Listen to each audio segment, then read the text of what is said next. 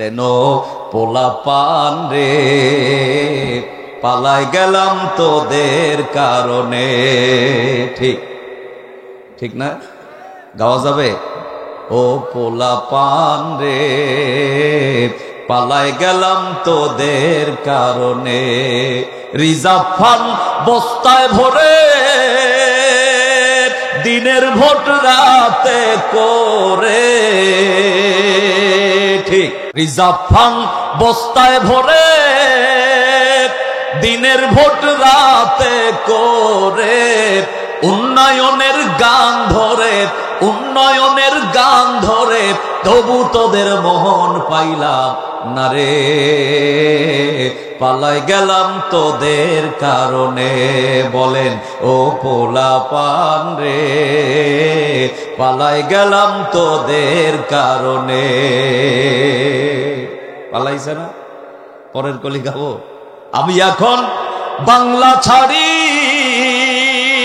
পড়ে আসি মামু বাড়ি। আছে? আল্লামা সাইদি রহিমাহুল্লাহ বলেছিল না, 12 কোটি যদি একটু নাড়া দিই কোথায় যাবে? চাইলে তো কলকাতাও যেতে পারত, কিন্তু আল্লাহর ওলি যেই জায়গায় বলেছেন উনি সেই জায়গায় গেছে। কথা কান ঠিক না বেঠে? তাই তো বলি আমি এখন বাংলা ছাড়ি পড়ে আসি মামু বাড়ি। নিয়ে যারে তাড়াতাড়ি আরো কিছু মানুষ মারি। লাশের উপর নৃত্য করার সুযোগ দিলি না রে। পালাই গেলাম তোদের কারণে ও পোলা পান রে আমি পালাই গেলাম তোদের কারণে। হ্যাঁ, এই জবানটা দিয়েছেন যিনি তিনি কে? এটাও বলবেন না? আব্বা দিছে? এই জবান কে দিছে? জবান যার জন্য খরচ করা লাগবে তিনি কে? এক কাপ চা খেয়ে পাবলিক নেতার নামে ভালো স্লোগান দিতে পারে, কিন্তু কোরআনের সপক্ষে কথা বলবে এত কৃপণতা কেন? মেহেরবানি করে প্রত্যেকটা কথার জবাব দেবেন, এটা আমার আশা। যদি এটা দেন, আশা করা যায় কোরআনের সাথে যে যত জোরে কথা বলবে আল্লাহ সেই ব্যক্তির হার্টের রোগ তত দূরে দিয়ে দেবেন। কথা বলার দরকার আছে। কেন আমরা কোরআন শুনব? এক এক করে প্রশ্ন করলে আল্লাহ রাব্বুল আলামিন শুরুতেই তিনি চমৎকার করে কোরআনুল কারীমের আয়াতটা দিয়ে বর্ণনা করলেন। যালিকাল কিতাবু লা রাইবা ফীহি হুদাল লিল মুত্তাকিন। জোরে পড়ি আল্লাহু আকবার। আয়াতের মিনিং এর দিকে খেয়াল করেন। আল্লাহ বললেন যালিকাল কিতাব। এখানে আল্লাহ হাদাল কিতাব দিলেও দিতে পারতেন, কিন্তু তিনি যালিকা শব্দটা কেন ব্যবহার করলেন? মুফাসসির বর্ণনা করেছেন যালিকা শব্দটা দিয়ে আল্লাহ এই জায়গার এই কথাটার বড়ত্ব, মহানত্ব, শ্রেষ্ঠত্ব বাড়িয়ে দিয়েছেন। আল্লাহ রাব্বুল আলামিন বললেন এটা তো সেই কিতাব যার ভেতরে কোনো সন্দেহ নেই, সংশয় নেই, ভুল নেই। আমি আপনাদের জ্ঞাতার্থে জানতে চাই আল্লাহর এই কথার সাথে আপনারা কি একমত? সবাইকে একমত। কিন্তু আমার দেশের একজন বাবার আবির্ভাব হয়েছিল। উনি ক্ষমতার দাপট পাওয়ার পর জাতির সামনে সোশ্যাল মিডিয়ায় বক্তব্য দিতে গিয়ে বলেছিলেন হাদিসের অনেকগুলি জায়গায় ভুল আছে, কোরআনেরও কিছু কিছু জায়গায় ভুল আছে। নাউজুবিল্লাহ পড়েন, আরো জোরে পড়েন নাউজুবিল্লাহ। শোনেন নাই এই কথা? নাম বলার দরকার নাই, দরবেশ বাবা। কি বাবা? আল্লাহ রাব্বুল আলামিন এটা যেন জানতেন যে ধরনের কুলাঙ্গারের আবির্ভাব হবে। আল্লাহ পাক এক এক করে তিনি চ্যালেঞ্জ ছুড়ে দিয়েছেন। পৃথিবীর এই প্রান্ত থেকে ওই প্রান্ত কোন মানুষের পক্ষে সম্ভব নয় আমার কালাম কোরআনের একটা ভুল ধরার জন্য। আল্লাহ রাব্বুল আলামিন চ্যালেঞ্জ ছুড়ে দেওয়ার নিমিত্তে তিনি 1 নাম্বার চ্যালেঞ্জ করে দিলেন সূরা বাকারা 23 নম্বর আয়াত। আল্লাহ সুবহানাহু ওয়া তাআলা বর্ণনা করলেন, ফা ইম্মা ইয়াতিয়ান্নাকুম মিন্নী হুদান ফামান তাবিআ হুদায়া ফালা খাউফুন আলাইহিম ওয়ালা হুম ইয়াহজানুন। জোরে পড়ি আল্লাহু আকবার। আল্লাহ রাব্বুল আলামিন বললেন, পৃথিবীর সব মানুষদেরকে একত্রিত করো যারা মনে করে আমার কালামে ভুল আছে। এরা দিনের পর দিন, রাতের পর রাত গবেষণা করবে। আমার কালাম কোরআনের একটা ভুল তো দূরের কথা, সন্দেহ তারা জাহির করতে পারবে না। আল্লাহর এই চ্যালেঞ্জের মোকাবেলা আজও পর্যন্ত কেউ করতে পারে নাই। পারছে? কিন্তু ক্ষমতার দাপট দেখায়া কয়দিন আগে যিনি বললেন হাদিসের অনেকগুলি জায়গায় ভুল আছে, কোরআনেরও কিছু কিছু জায়গায় ভুল আছে, যেই নৌকার গ্রেয়াত দেখায়া এই কথা বলেছিলেন, কালের বিবর্তনে ওই নৌকার ক্ষমতা যাওয়ার পরে সাদা চুল কলপ করে কালো করে দাড়ি চেষে ওই নৌকায় চড়েই ধরা খেয়ে জিল্লতির সাথে এখন আছে জেলখানায়। কথা বলেন ঠিক না বেঠিক? কিন্তু কোরআন যেমন ছিল তেমনই আছে, এটা তেমনই থাকবে। এটাকে ভুল প্রমাণিত করার ক্ষমতা আর সাহস কারো হয় নাই, হবে না, কিয়ামত পর্যন্ত সম্ভব না। আল্লাহ রাব্বুল আলামিন বললেন, এই ধরনের কুলাঙ্গারেরা যেন কোনো গ্যাপ না পায়। কোরআনুল কারীমের আরেকটা আয়াত আল্লাহ নাজিল করে ওই গ্যাপটাও ফিল আপ করে দিলেন।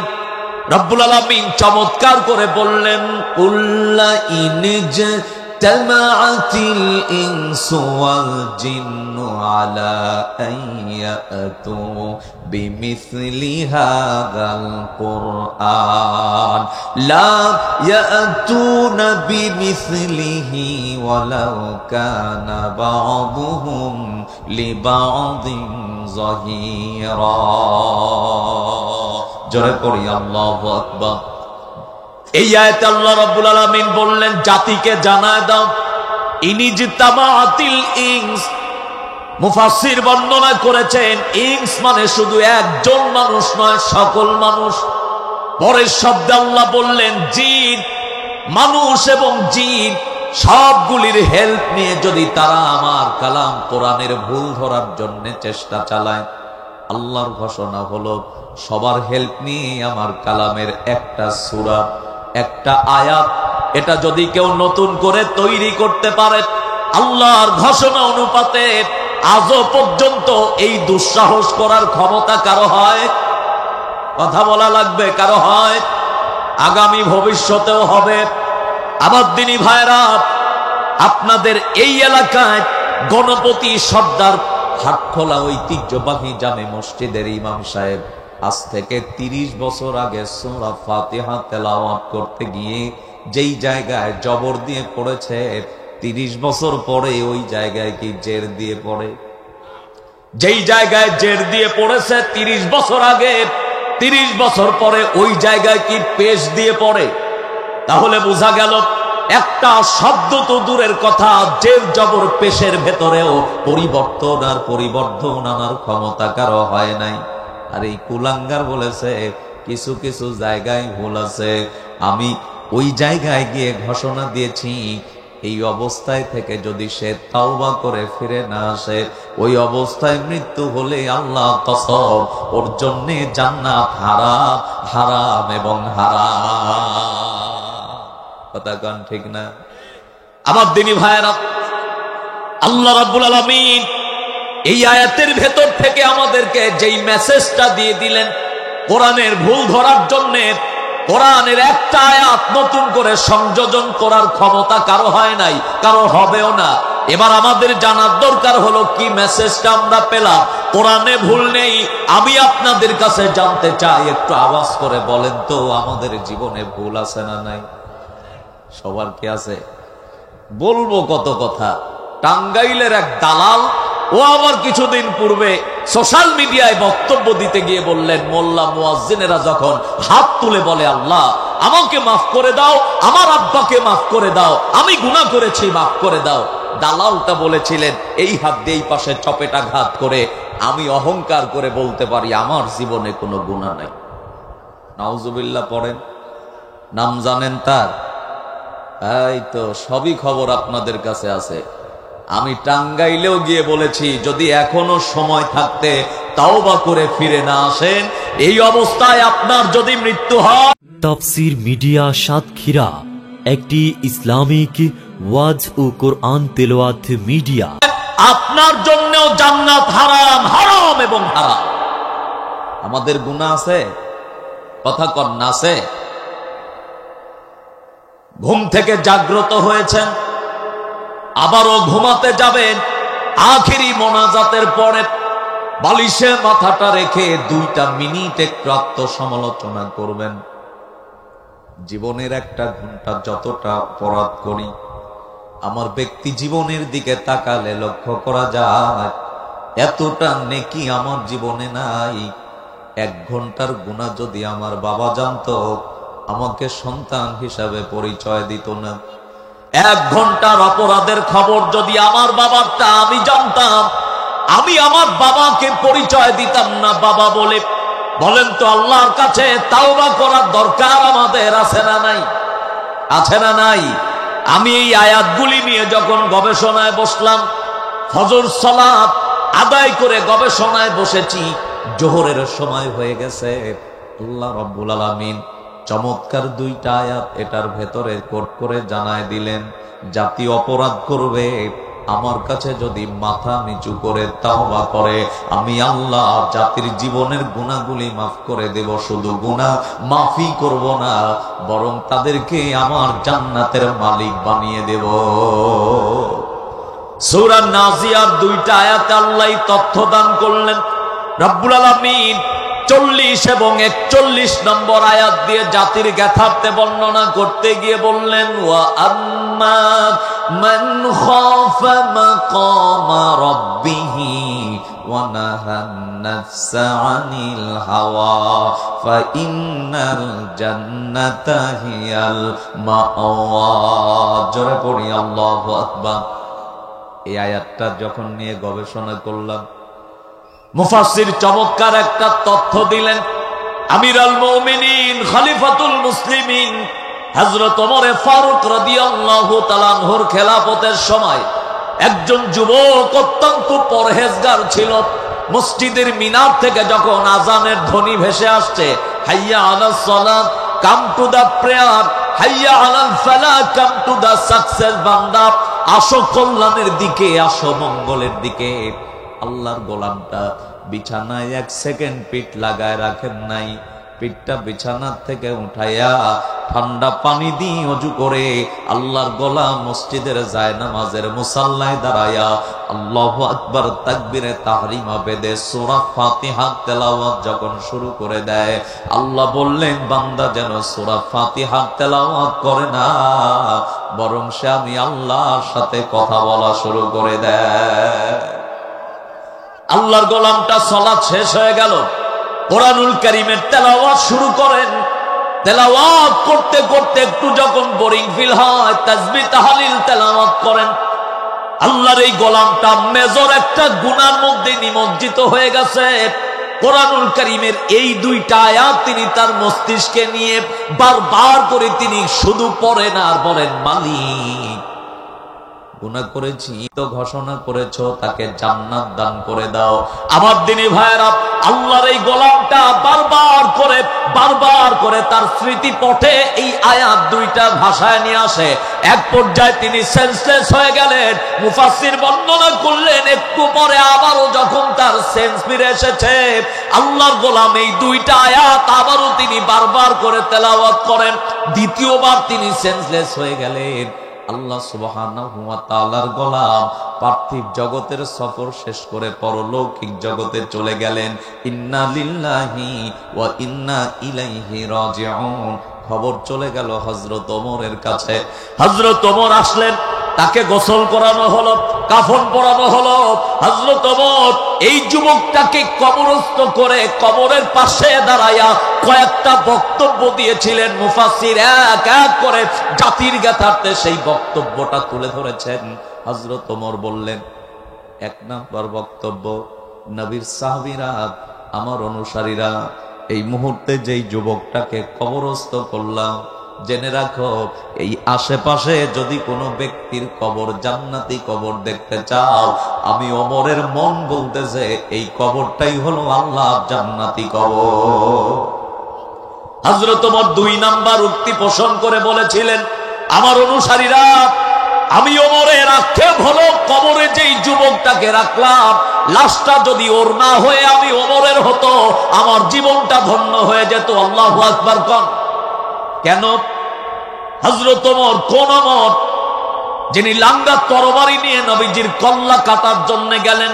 আল্লাহ রাসূলের আদর্শ, এই আদর্শের শিক্ষা আর কোরআনের শিক্ষা, এই দুইটার সমন্বয়ে হযরত ওমরকে আল্লাহ 32.5 লক্ষ বর্গ মাইলের প্রেসিডেন্ট বানিয়ে দিয়েছিলেন। ওই ওমর বলতেছেন, জান্নাতের ভেতরে যেই কয়জন জান্নাতি সাহাবী সার্টিফিকেট পাইছে জান্নাতের, হযরত ওমর তার ভেতরে আওয়াজ করে পড়েন, আছে না নাই? রোল নম্বর, সবাই বলেন রোল নম্বর। সেই ওমর আক্ষেপ করে বলেন, লাশটা যদি ওর না হয়ে আমি ওমরের হতো, আমার জীবনটা ধন্য হয়ে যেত।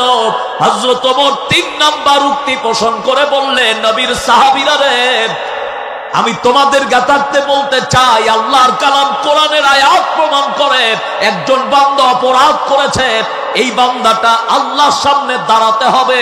এই ভয়ে ভীত সন্ত্রস্ত হয়ে যদি কেউ একনিষ্ঠতার সাথে তাওবা করে, আল্লাহ রাব্বুল আলামিন তার জীবনের গুনাহ মাফ করে দেবেন। শুধু মাফি করবেন না, বরং তাকে জান্নাতের মালিক বানাবেন। আমি ওমরের মন বলতেছে, আল্লাহর এই গোলামটাকে এতক্ষণ আল্লাহ জান্নাত দান করে দিয়েছেন। তাফসীর প্রমাণ করে হযরত ওমর এই কথা বলতে না বলতে কবর থেকে যেন আওয়াজ আসতেছে, ওমর তুমি বলেছো, আমার মনে হয় আল্লাহ তাকে জান্নাত দিয়েছেন। তবে জেনে নাও, আমার আল্লাহ ইতিমধ্যেই আমাকে 2টা জান্নাতের মালিক বানিয়ে দিয়েছেন। সুবহানাল্লাহ। কয়টা? আরো জোরে বলেন, কয়টা?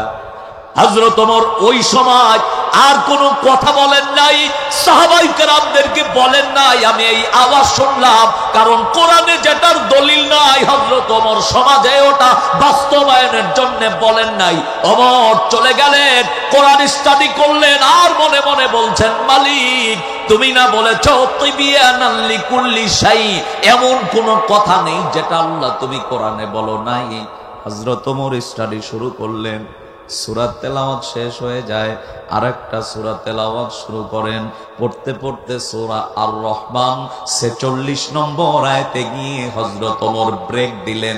হযরত ওমর এই আয়াতটাকে পড়ে তিনি হতবাক হয়ে গেলেন আর বললেন, আল্লাহ তিবিয়ানাল লিকুল্লি শাই, তোমার কথার সাথে কাজের মিল আছে।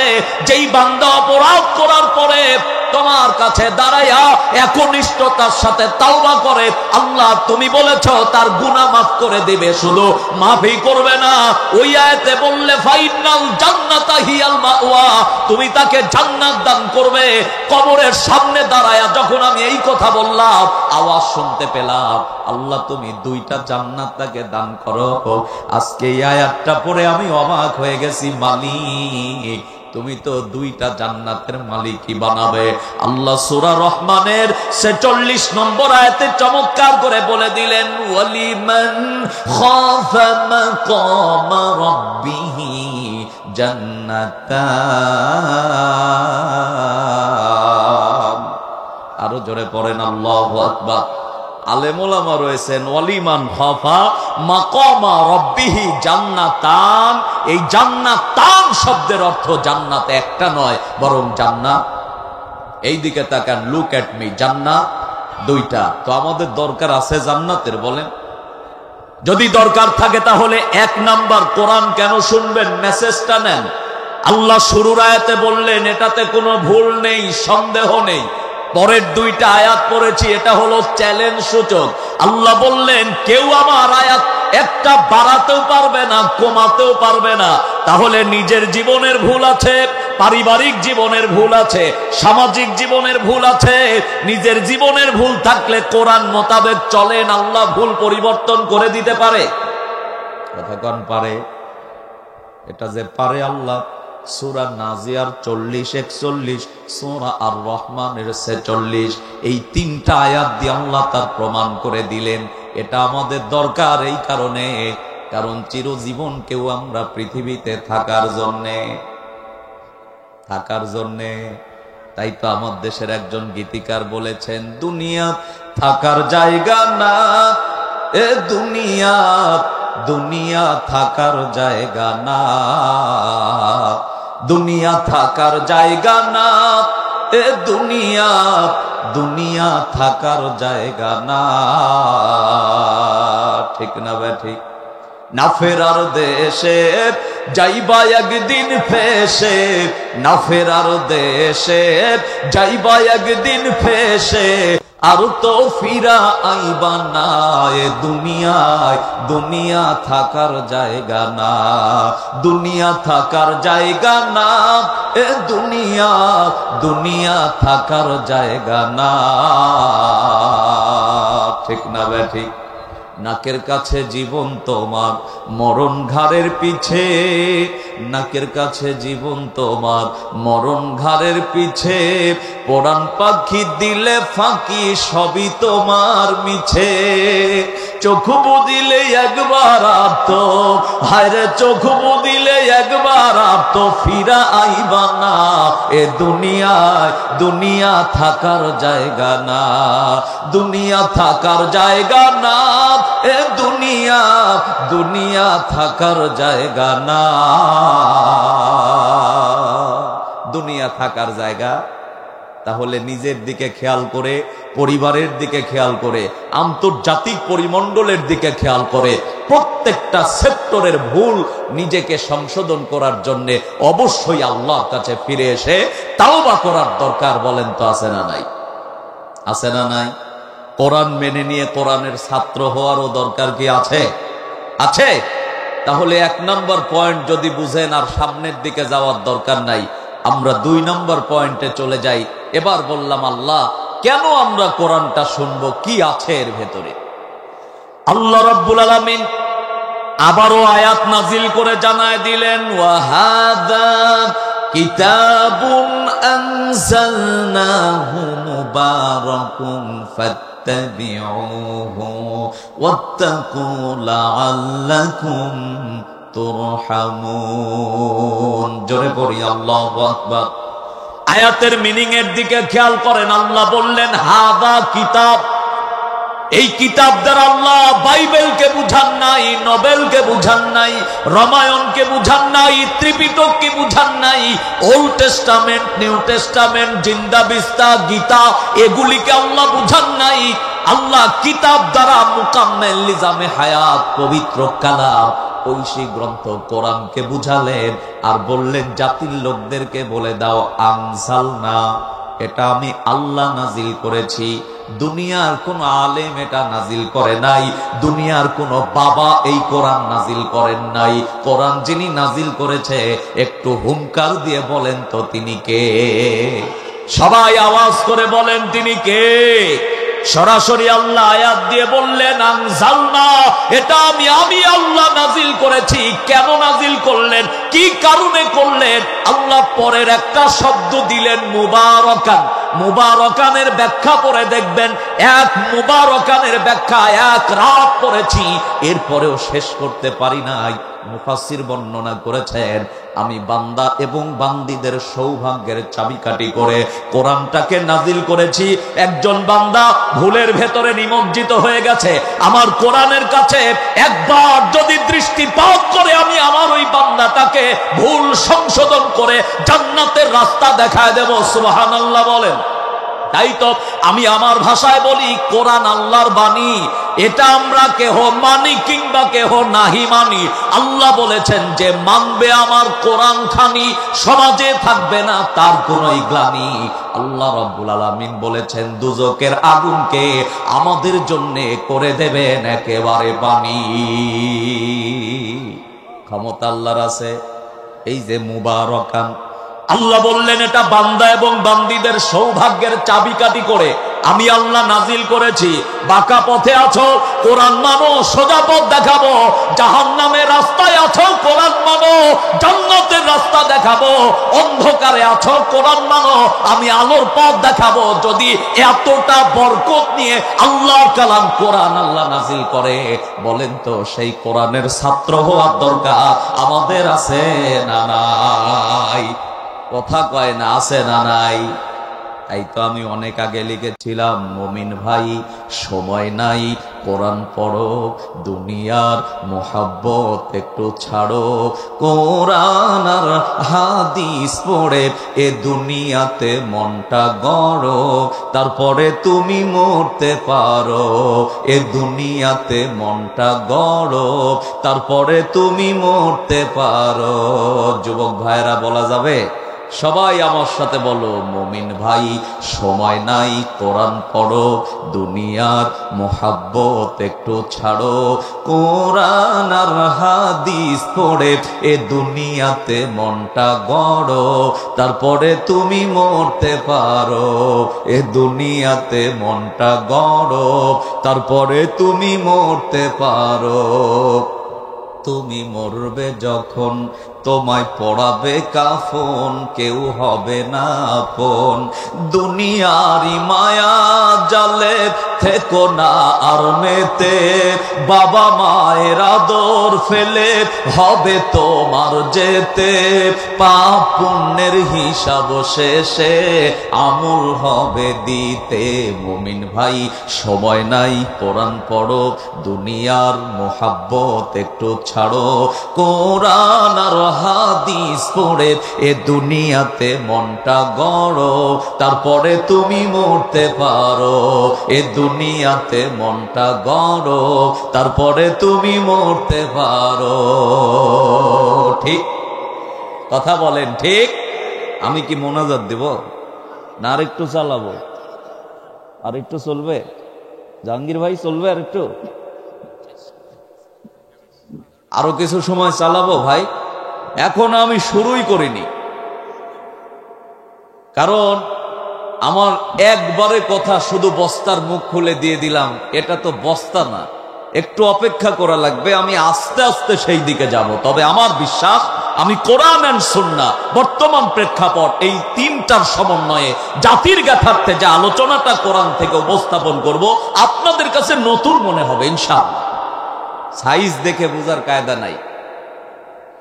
একটু ভালো করে কান লাগান, তাহলে 2 নাম্বার পয়েন্ট আল্লাহ বললেন কোরআনের সাথে সম্পর্ক নিবিড় আর গভীর করার দরকার আছে। আছে, এটা শেষ করে দিলাম। এবার বললাম আল্লাহ 3 নাম্বার কি কারণে আমরা কোরআনটা শুনবো, কেন? আল্লাহ রাব্বুল আলামিন সূরা আলে ইমরান 138 নম্বর আয়াত দিয়ে আবারও জাতির সামনে কোট করে বললেন, ওয়া হাযা বায়ানুল লিন্নাসি ওয়া হুদা ওয়া মাউইযাতাল লিল মুত্তাকিন।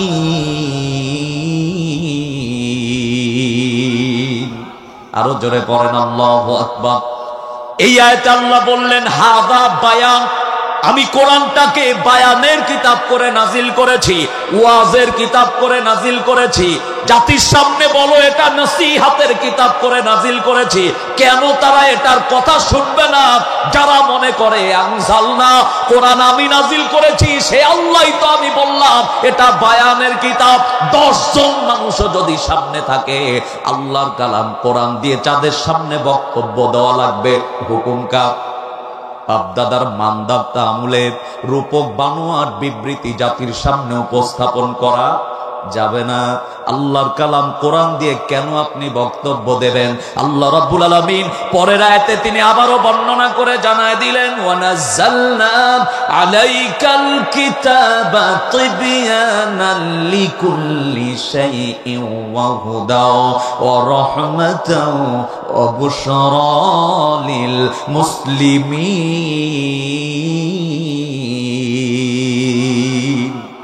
আল্লাহ বললেন এটাই তো হেদায়াত দেবে। হেদায়াত দেবে কে? কথা বলেন। আল্লাহ তার হাবিবকে বললেন, হাবিব তুমি একজনকে ভালোবেসেছ, আর তাকে হেদায়েত দেওয়া লাগবে, ইম্পসিবল, হতেই পারে না।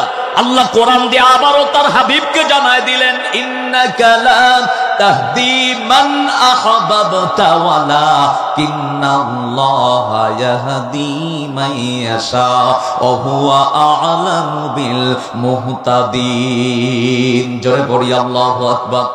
তাহলে হেদায়েত দেন কে? কথা বলেন কে? আমার দিনী ভাইয়েরা, এখান থেকেই বোঝা যায় হেদায়েতের মালিক আল্লাহ।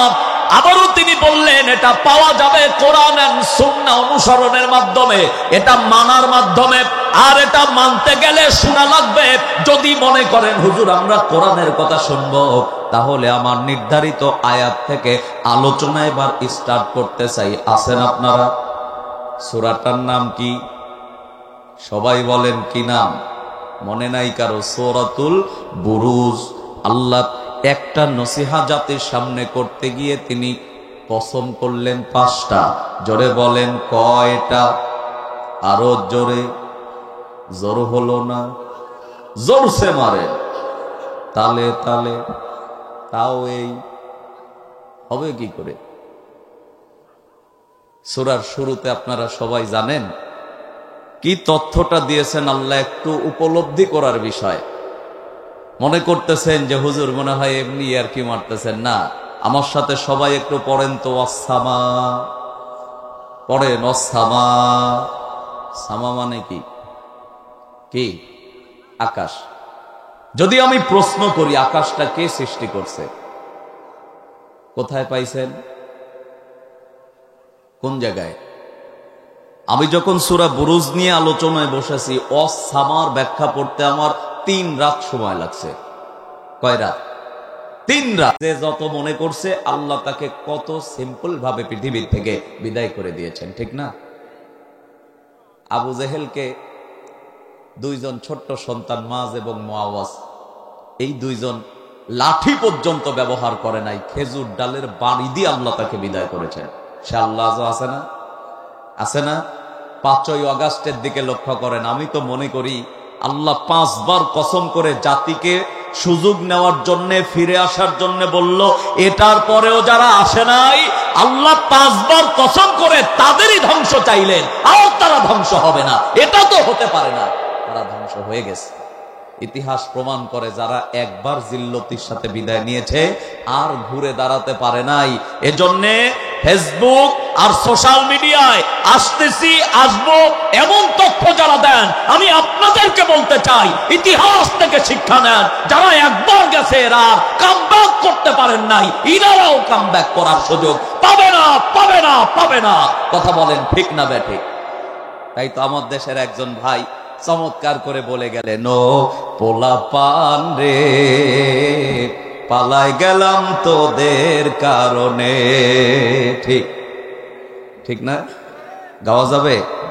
ও পোলাপান রে পালাই গেলাম তোদের কারণে, রিজার্ভ ফান্ড বস্তায় ভরে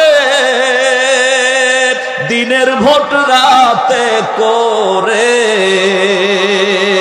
ঠিক। ভোট হয় কখন? হয় কখন? হইছে কখন? সবাই জানেন? তাই লেখা, রিজার্ভ ফান্ড বস্তায় ভরে দিনের ভোট রাতে করে, উন্নয়নের গান ধরে, উন্নয়নের গান ধরে, তবু তোদের মোহন পাইলাম না রে, পালাই গেলাম তোদের কারণে। বলেন ও পোলাপান রে পালাই গেলাম তোদের কারণে। পালাইছে না? পরের কলি গাবো। আমি এখন বাংলা ছাড়ি পড়ে আসি মামু বাড়ি। আছে? আল্লামা সাইদি রহিমাহুল্লাহ বলেছিল না, 12 কোটি যদি একটু নাড়া দিই কোথায় যাবে? চাইলে তো কলকাতাও যেতে পারত, কিন্তু আল্লাহর ওলি যেই জায়গায় বলেছেন উনি সেই জায়গায় গেছে। কথা কান ঠিক না বেঠে? তাই তো বলি আমি এখন বাংলা ছাড়ি পড়ে আসি মামু বাড়ি, নিয়ে যারে তাড়াতাড়ি, আরো কিছু মানুষ মারি, লাশের উপর নৃত্য করার সুযোগ দিলি না রে, পালাই গেলাম তোদের কারণে ও পোলাপান রে, আমি পালাই গেলাম তোদের কারণে। কথা বলেন ঠিক আছে? আল্লাহ বললেন জালেমরা ধ্বংস হোক, কুতিলা আসহাবুল উখদুদ। এখান থেকে আমি দুইটা ব্যাখ্যা পেলাম। তার এক নম্বর ব্যাখ্যা হলো, ওই সময়ের একজন রাজা ছিল, নাম হলো ইউসুফ। কি নাম? ইউসুফ। আমি ভাবলাম যে ব্যক্তিটা মনে হয় নবীর নামে নাম, কত ভালো।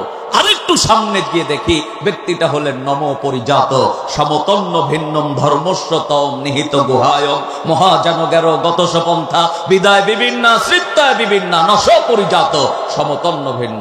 লোকটি হলো ইসকন, খ্রিস্টান পাদ্রী। বাংলাদেশের মুসলিম নিধনের জন্য মূল যেই হটকারী সিদ্ধান্তের দুর্ভিসন্ধি যেনারা করতেছে, এদের চরিত্রের নাম হলো ইসকন। কথা কন ঠিক না বেঠিক? এই রয়ের এজেন্টগুলি বাংলার জমিনের মুসলিমদেরকে আঘাত করে সর্বশান্ত করে নাই? কেউ কথা কয় না, করে নাই? 1966 সন আমেরিকা এটা গঠন করা হয়, ইন্ডিয়া এসে এরা আস্তানা গাড়ে। বিগত 17 বছর সামথিং তারা বাংলার জমিনে এসেছে। এরা উৎপত্তি থেকে যেখানেই মুসলিম সেখানেই তারা নিধন করার চেষ্টা চালাইছে। মোসামটা দেখেন নাই? এই রাজা ইউসুফ তিনি যখন ক্ষমতায় আসে, সর্বপ্রথম তিনি যেই মিশনটা হাতে নিয়েছিল তা হলো 30 থেকে 40 হাজার মুসলিমকে ব্রাস্ট ফায়ার করে মেরে ফেলেছিল। নাউজুবিল্লাহ বলেন। আমি তার ইতিহাসগুলো পড়ে দেখলাম, কোরআনের এই আয়াতের ভিত্তিতে তার টেনশন হলো, মুসলিম থাকলে চেয়ারে বেশি দিন থাকা যাবে না। মুসলিম থাকলে চেয়ারে বেশি দিন থাকা যাবে না।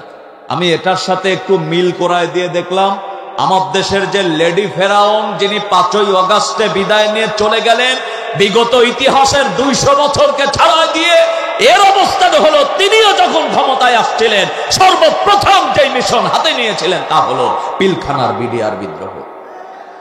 মনে আছে? আমার দেশের বিডিআর বিদ্রোহ নয়, আপনি ষড়যন্ত্র করে দেশের আপামর জনতার হৃদয়ে গুলি চালাইয়া পিলখানার মাটিকে রক্তে লাল করে দিয়েছিলেন। প্রত্যেকটার হিসাব নেওয়া হবে। কথা বলেন ঠিক না বেঠিক? 2 নাম্বার যেই থিম তিনি হাতে নিয়েছিলেন তা হলো 5ই মে শাপলা চত্বর। এদেশের আলেমদের কলিজায় গুলি করেছিল, এদেশের তলাবাদের কলিজায় গুলি করেছিল। কারো শিখানো, দেখানো, শোনানো কথা মাসুদুর রহমান বলে না। ওই দিন ওই জায়গায় স্বচক্ষে দেখেছিলাম এদেশের আলেমদের বুকে কেমনে গুলি করা হয়, এদেশের ছাত্র জনতাকে কেমনে গুলি করে হত্যা করা হয়। মূল অবস্থান হলো যে জবর যা, যে জাতের যা। আমি কুতিলা আসহাবুল উখদুদের ব্যাখ্যায় দেখলাম, রাজা ইউসুফের থিম আর লেডি ফেরাউনের থিম, দুইটার ভেতরে কোনো পার্থক্য নাই। একেবারে সমান সমান, খাপের খাপ, মুমতাজের বাপ মিলে যাওয়ার পরেই বুঝবেন কতটা লোকসান আর কতটা লাভ। এর টার্গেট হলো, যদি আলেমরা থাকে আমরা বেশি দিন ক্ষমতায় থাকতে পারবো না। আল্লামা সাইদিকে সুকৌশলে হত্যা, মতিউর রহমান নিজামীকে সুকৌশলে হত্যা, কাদের মোল্লাকে সুকৌশলে হত্যা, এদেশের ইসলামপন্থী তাওহিদি জনতাকে কাউকে জেনার তকমা দিয়ে আল্লামা মামুনুল হককে জেলখানায়। অথচ এর থেকে বড় বড় অপরাধীরা রাস্তায় ঘুরে বেড়ায় কলার ছেড়ে, আলেমরা থাকে জেলখানায়। যারা এখানে বসে আছেন সাতক্ষীরার অধিকাংশ মানুষ তারা মামলা হামলার শিকার হয়েছেন বিগত দিনে। ঠিক না বেঠিক? এমন ব্যক্তির নামে গাড়ি ভাঙার মামলা দেয় যারা জীবনে গাড়ির সামনে দাঁড়াই না। আছে না ইতিহাসগুলা? আল্লাহ বললেন, আমি 5টা কসম করে জাতিকে জানাই দিলাম এই জালেমরা ধ্বংস হবে। হয়েছে না? এখান থেকে যারা শিক্ষা নেবেন, আল্লাহ বললেন তোমরা অপেক্ষায় থাকো। রান্না করা ভাত ও যেমন না খেয়ে বিদায় নিয়েছে, এটা শিক্ষা নিয়ে যদি আগামীর পথে না চলো, তোমাদের অবস্থা এর থেকেও ভয়ানক হবে। সে আল্লাহ আছে, সে আল্লাহ আছে। আর বক্তব্য দেওয়ার দরকার নাই। আগামীকাল বিশ্ববিখ্যাত একজন স্কলার আমাদের প্রিয় বড় ভাই হযরতুল আল্লাহ মাওলানা আব্দুল হাই সাইফুল্লাহ ভাই আসবেন। ওনার জবান থেকে আপনারা সুললিত কণ্ঠে কোরআনের আওয়াজ শুনবেন। আজকের এই ভাঙা মঞ্চে, অর্থাৎ এই এলাকার মানুষ তো মাছ বিক্রি, মাছ চাষ ভালো বুঝে, ভাঙ্গা বাজারে যতটুকুন মাছ বিক্রি করা যায় আর কি।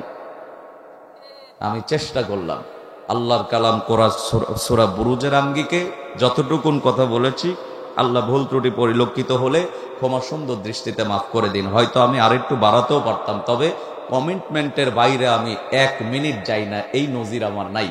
এজন্য আপনাদের কাছে দোয়া চাই, আপনাদের জন্য দোয়া করি। জাহাঙ্গীর ভাই বারবার আমার সাথে যোগাযোগ করেছেন, দাওয়াত করেছেন, তার প্রতি কৃতজ্ঞ।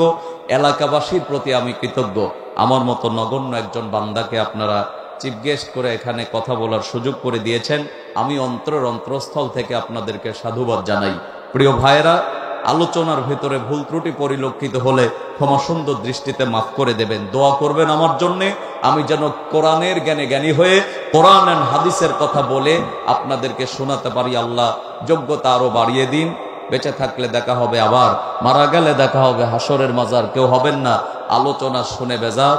আমার বাড়ি নাটোর মাদ্রাসা মোড় বাজার। পরিশেষে বক্তা, শ্রোতা, উদ্যোক্তা, নারী পুরুষ, আবাল বৃদ্ধ বনিতা, তাওহীদি জনতা সকলকে হৃদয়ের গভীর থেকে সালাম জানাবো হাজারো হাজার। এটা মোনাজাতের পরে তো আমরা, হ্যাঁ অবশ্যই আসেন, কেউ আসেন ভাই আসেন। আমরা প্রত্যেকেই একটু মিলাদ কিয়ামের মাধ্যমে আখেরি মোনাজাতের দিকে যাব। প্রত্যেকেই পড়ি আল্লাহুম্মা সাল্লি আলা সাইয়্যিদিনা মাওলানা